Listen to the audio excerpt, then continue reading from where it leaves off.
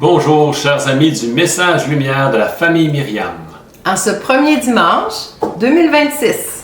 C'est un plaisir de vous retrouver pour partager à nouveau notre lecture notre compréhension de l'Évangile, notre réflexion sur l'Évangile d'aujourd'hui, qui est tirée de Saint Matthieu. Jésus était né à Bethléem, en Judée, au temps du roi Hérode le Grand. Or voici que les mages venus d'Orient arrivèrent à Jérusalem et demandèrent « Où est le roi des Juifs qui vient de naître? Nous avons vu son étoile à l'Orient et nous sommes venus nous prosterner devant lui. » En apprenant cela, le roi Hérode fut bouleversé et tout Jérusalem avec lui. Il réunit tous les grands prêtres et les scribes du peuple pour leur demander où devait naître le Christ. Ils lui répondirent « À Bethléem en Judée, car voici ce qui est écrit par le prophète. Et toi, Bethléem, terre de Juda, tu n'es certes pas le dernier parmi les chefs-lieux de Juda, car de toi sortira un chef, qui sera le berger de mon peuple Israël. » Alors Hérode convoqua les mages en secret, pour leur faire préciser à quelle date l'étoile était apparue. Puis il les envoya à Bethléem en leur disant « Allez vous renseigner avec précision sur l'enfant.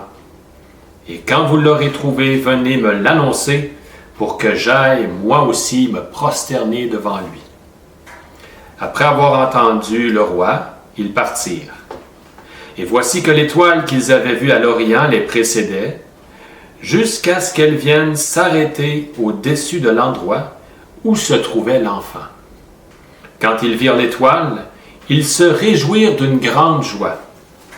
Ils entrèrent dans la maison, ils virent l'enfant avec Marie sa mère, et tombant à ses pieds, ils se prosternèrent devant lui. Ils ouvrirent leurs coffrets et lui offrirent leurs présents, de l'or, de l'encens et de la myrrhe. Mais avertis en songe de ne pas retourner chez Hérode, ils regagnèrent leur pays par un autre chemin. Alors, dans cet évangile, moi, ce qui m'a frappé, c'est que les mages cherchent le roi, ce grand roi annoncé, le sauveur, mais ils les cherchent avec les critères du monde.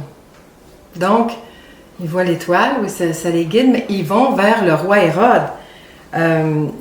Pour en savoir plus. Ben oui, pour en savoir plus, c'est sûr qu'un grand roi, il faut aller voir dans les grandes places chics, les places riches, les places nobles.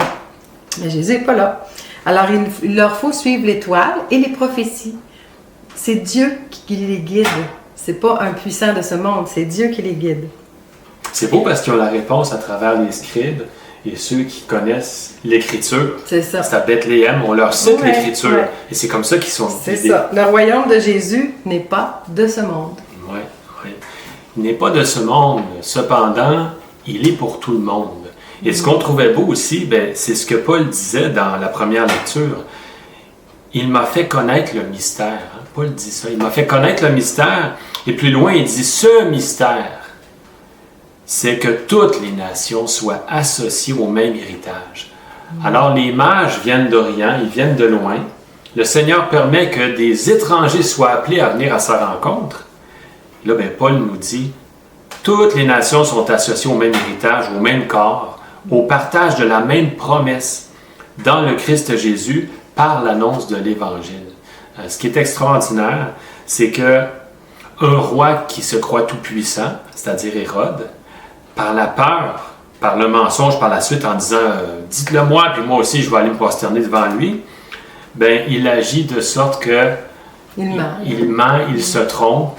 Il est tout replié sur lui-même. Voilà. Et ce qu'on voit après, ce que je trouve beau, c'est la joie des mages. Ils s'émerveillent. Et on dit ici, quand ils virent l'étoile, ils se réjouirent d'une grande joie. Seigneur Tout-Puissant, il vient tout rassembler son monde. Il passe par-dessus la royauté humaine pour montrer sa royauté à lui. Alors Hérode a peur de perdre quelque chose. Il a peur de perdre sa puissance. Il a peur de perdre le contrôle.